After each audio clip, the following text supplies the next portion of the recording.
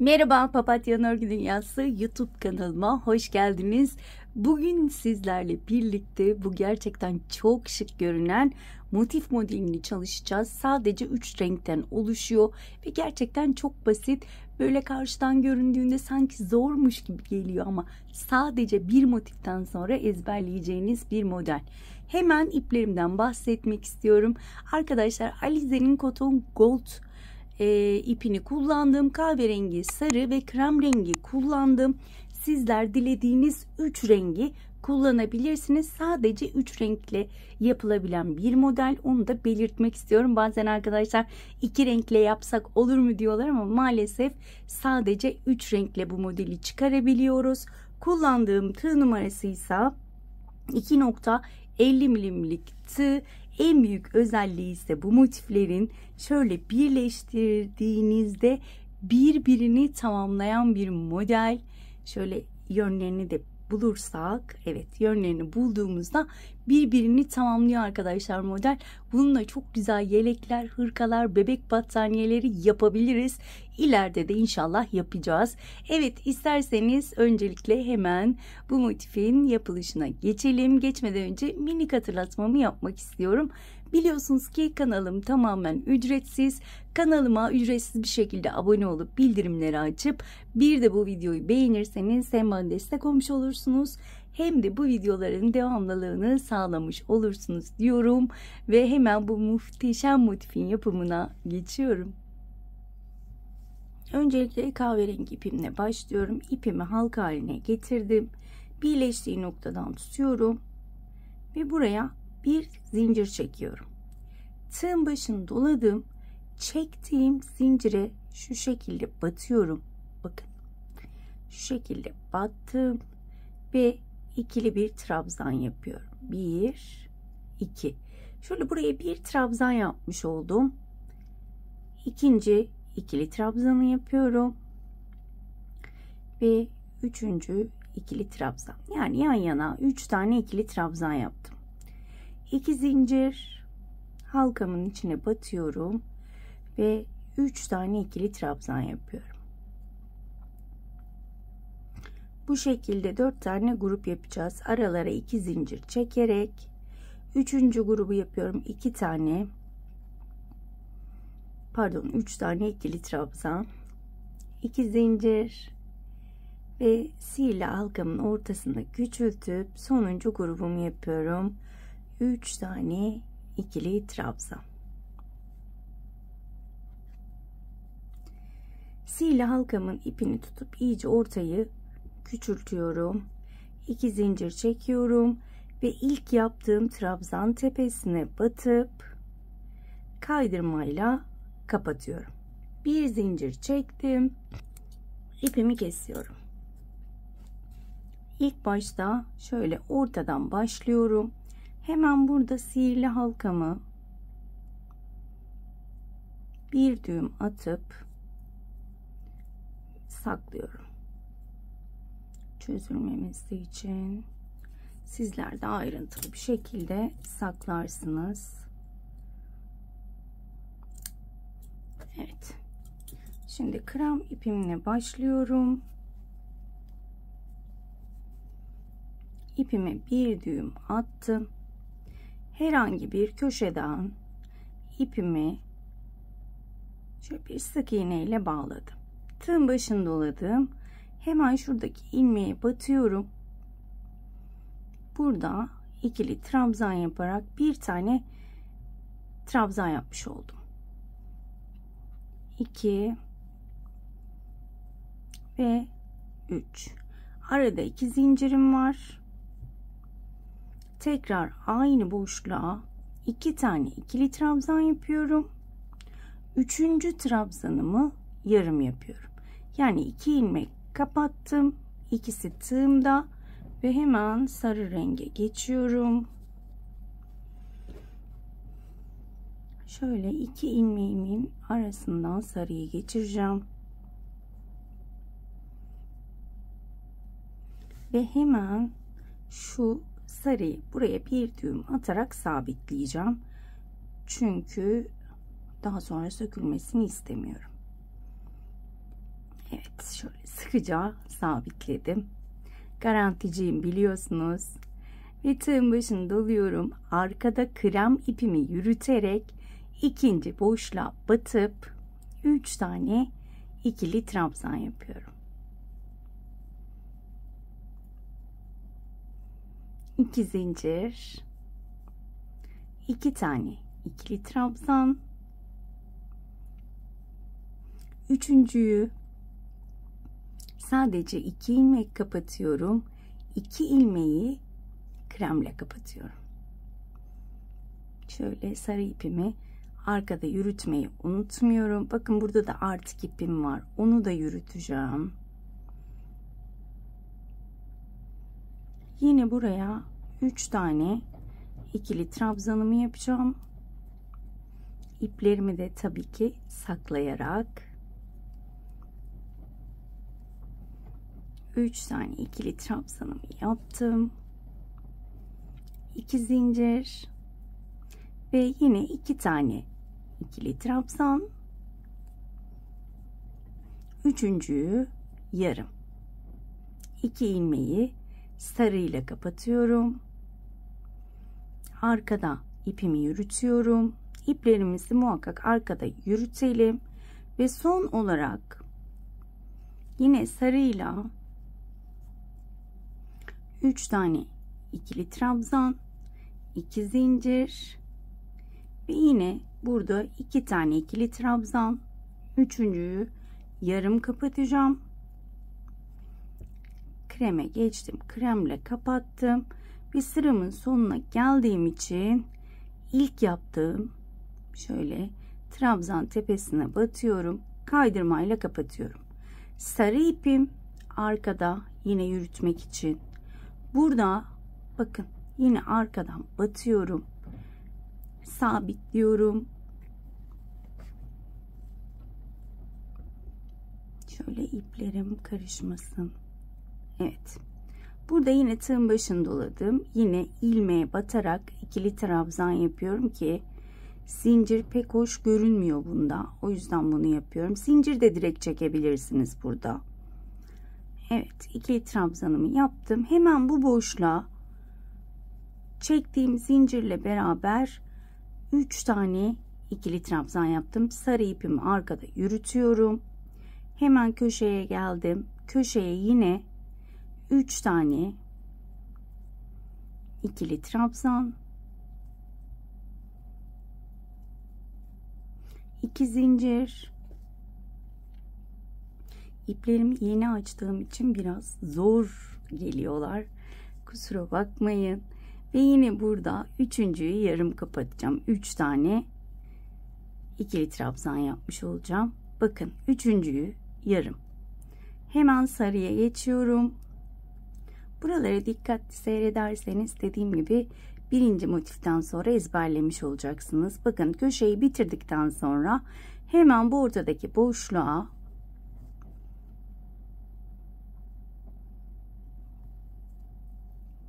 bir, 2 ve 3. Köşeye geliyorum. Arkada ipimi yürüterek köşeye yine 3 tane. 1, 2 ve 3. 2 zincir ve yine 2 tane ikili trabzan. Üçüncüyü yarım yapıyorum ve kreme geçiyorum. Ve burada yine boşluğa krem 3 tane ve yine kremle köşeyi yapıyorum.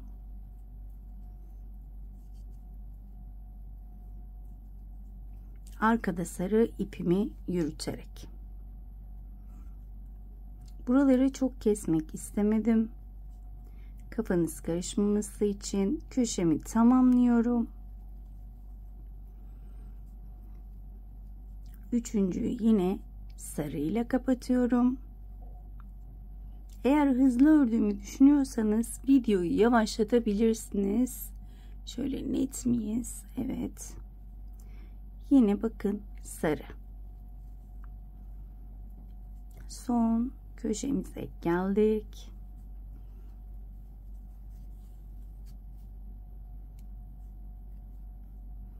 Bu renklerin birleşimi gerçekten çok hoşuma gitti. Birbirine yakışan 3 renkmiş, yeni fark ettim.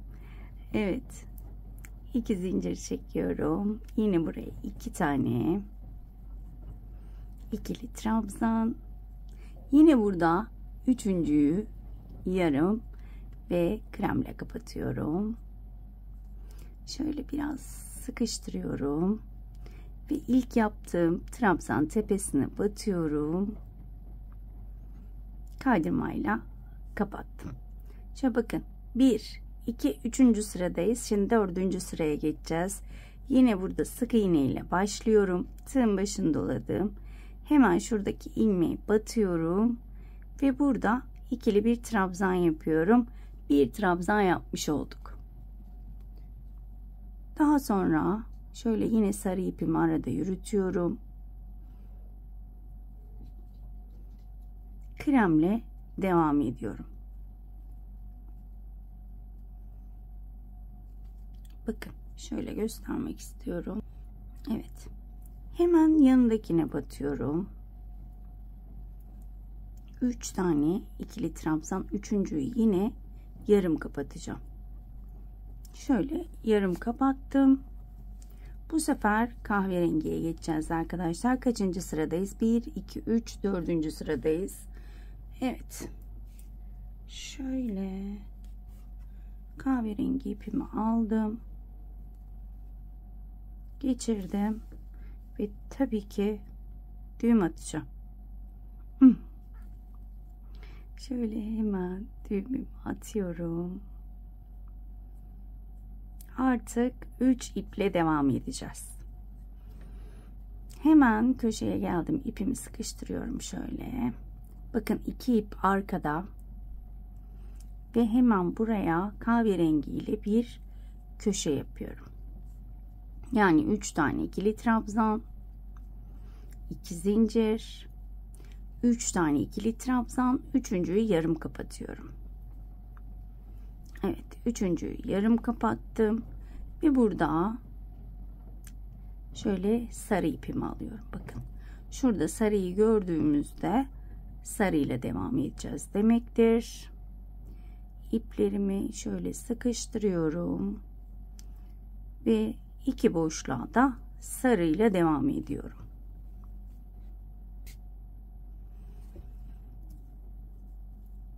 İki ve 3. Arkada iplerimi yürütüyorum. Hemen buraya yine 3 tane ikili trabzan, üçüncüyü yarım. Ve yine kahverengiye geçiyorum. Kahverengi ile kapattım. Şöyle ipimi sıkılaştırdım. Arkada yürütmeye devam ediyorum. Ve şu anda masada yaptığım için biraz zor. İpleri de yeni açtım. Bayağı ağırlar. O yüzden çekeleyip duracağım. Kusura bakmayın. Hemen 2 zincir çektim. Yine 3 tane ikili trabzan. Üçüncüyü yarım. Yani ikisini kapattım. İkisini bakın burada karşıda hemen krem var. Kremle kapatıyorum. Daha sonra 3 tane kremle ikili trabzan.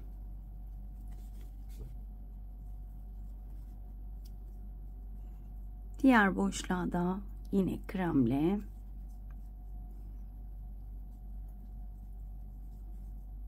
üçüncü yarım kahverengiye geçtim.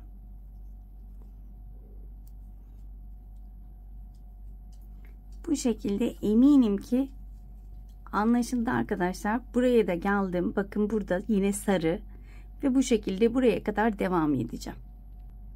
Evet arkadaşlar, sıramın sonuna gelmek üzereyim. Yine burada kremle kapatıyorum.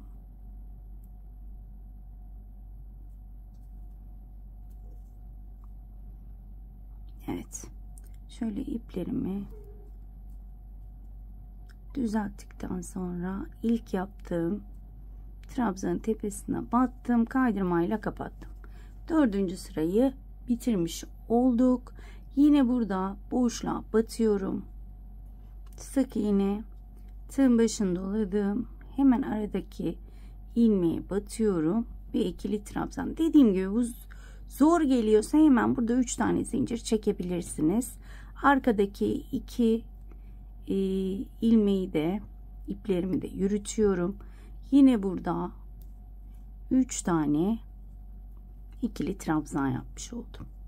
Hemen yanındakine de kremle 3 tane ikili trabzan yapıyorum. Üçüncüyü yarım. Bakın şöyle göstermek istiyorum. 2 tane yaptım kremle. Hemen burada sarıya geçiyorum. Sarıya geçtim. Yani 2 tane krem, 1 tane sarı yapacağız boşluğa. 3 boşluğum var. 3 boşluğuma 2 tane krem, 1 tane sarı yapmış olacağım. 1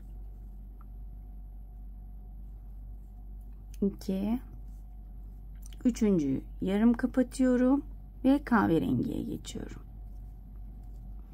Yine artık motif bitene kadar köşeler kahverengi olacak. Yine 3 tane ikili trabzan yapıyorum kahverengi ile. 2 zincir, 3 tane ikili trabzan, 3. yarım. Bakın hemen sarıyı gördüm. Burada sarı renge geçiyorum. İpimi sıkıştırıyorum ve yan yana 2 kutuya da sarıyla 1 2 3 ikinci kutucuğa geçiyorum. 1 2 üçüncüyü yarım yapıyorum ve burada kreme geçiyorum. Burada 1 tane krem yapacağım. Son boşluğa 1 2 ve 3. yarım. Şimdi kahverengiye geçiyorum ve yine köşeyi kahverengi ile yapacağım. Çok videoyu da uzatmak istemiyorum. Eminim ki anlaşıldı. Yine bakın kahverengi ile köşemi tamamlayıp beyazla 2 tane beyaz, 1 sarı. Kahverengi ile köşeyi yapıyorum. 2 tane sarı, 1 krem ve köşeyi tamamlıyoruz.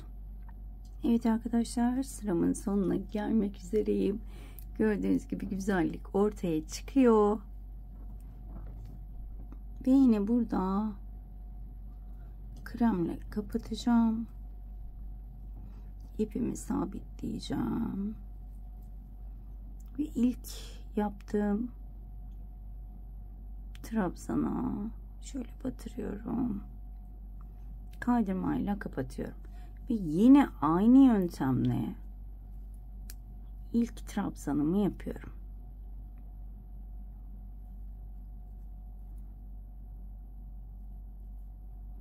Yine buraya şöyle iplerimi yürüterek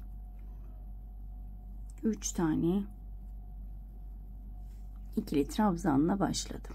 Arkada iplerimi yürütüyorum. Burada benim 1 2 3 4 tane boşluğum var. 2 tanesine krem yapacağım. 2 tanesine sarı. Üçüncüyü yarım kapatıyorum ve sarıya geçiyorum.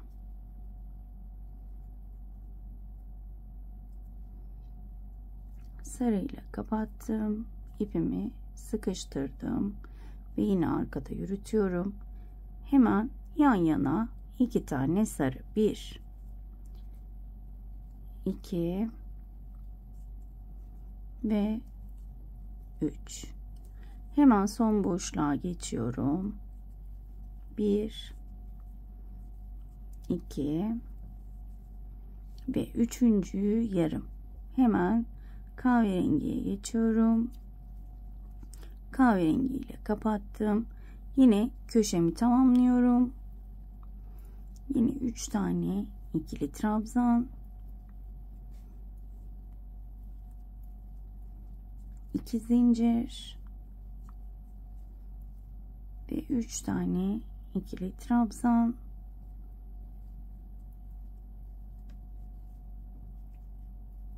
üçüncüyü yarım kapatıyorum ve burada hemen sarıyı alıyorum. Sarıyla kapattım.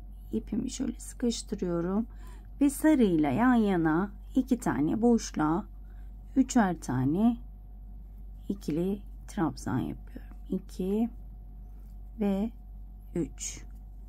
Hemen yandaki boşluğa geldim. 1 2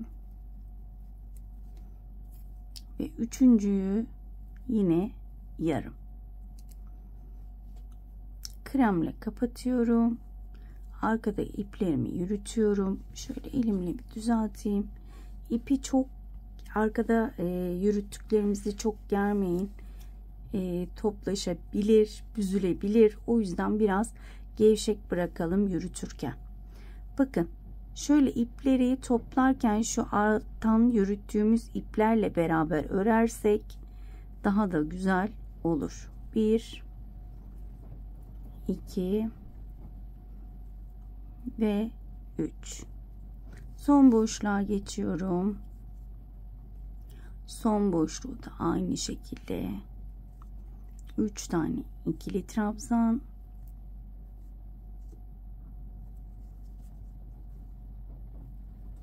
üçüncü yarım ve kahverengi ipimi alıyorum ve yine köşemi yapıyorum. Şöyle sarı ipim şurada kalmış. Evet, şöyle hemen göstermek istiyorum çok videoyu uzatmadan. Bakın sarı buradaydı. Hemen sarı iki tane krem. Hemen şuraya geliyorum. Köşemi yapıyorum. Önümde krem var. Hemen yan yana 2 tane krem. Yan yana sarı. Köşemi yaptım. Önümde sarı var. 2 tane sarı, 2 tane krem rengi olarak döne döne devam ediyorum. Evet arkadaşlar, sıramın sonuna gelmek üzereyim. Üçüncü yarım yaptım ve krem ipime geçiyorum. Şöyle sıkıştırıyorum ve ilk yaptığım trabzana battım, kaydırmayla kapattım. Bir zincir çekiyorum ve motifimi bitiriyorum. Diğerlerini de şu şekilde uzunca keseceğim. Bakın şu kestiklerimi bağlıyorum çözülmemeleri için.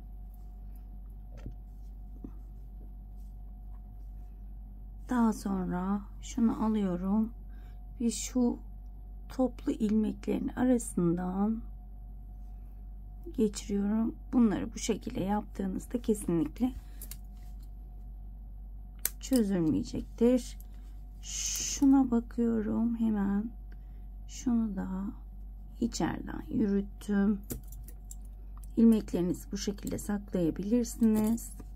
Diğerini de bunu iğne ile yapabilirsiniz. Veya benim gibi hemen şu şekilde kapatabilirsiniz. Zaten hırka, yelek vesaire yapacaksanız ilk motifinizi bu şekilde yapacaksınız. Diğerlerini de birleştirerek devam edeceksiniz. Birleştirmesi nasıl derseniz arkadaşlar, hanım dilendi, bey beğendi modelinin birleştirmesi gibi aynı renklere bakın, şöyle göstermek istiyorum. Şunları şöyle bakın, zaten birleştirdiğinizde şu uçları birleştirdiğinizde zaten model kendini tamamlıyor. Şöyle ucu ucuna geldiğinde hangisi hangisine, yani şu şekilde şu kısa taraf gördüğünüz gibi olmuyor ama uzunla kısa tarafı birleştirdiğimizde model birbirini tamamlıyor. Şöyle göstermek istiyorum. Bu birleştiğinde daha da güzel olacak. Az önce dediğim gibi birleştirmesi, hanım dilendi modeli nasıl birleştiriyorsak bunu da aynı şekilde birleştireceğiz. Rengi rengine zaten şuraları Yine yürüterek yapıyoruz ve yürüterek de şu şekilde birleştirmemizi yapacağız. Onu gösterme gereği duymadım. Çünkü az önce dediğim gibi hanım dilendi modelin birleştirmesiyle aynı ilerliyor. Umarım açıklayıcı bir şekilde anlatabilmişimdir. Umarım anlatımımdan memnun kalmışsınızdır. Bir dahaki modellerde görüşmek dileğiyle. Kendinize çok iyi bakın. Hoşça kalın.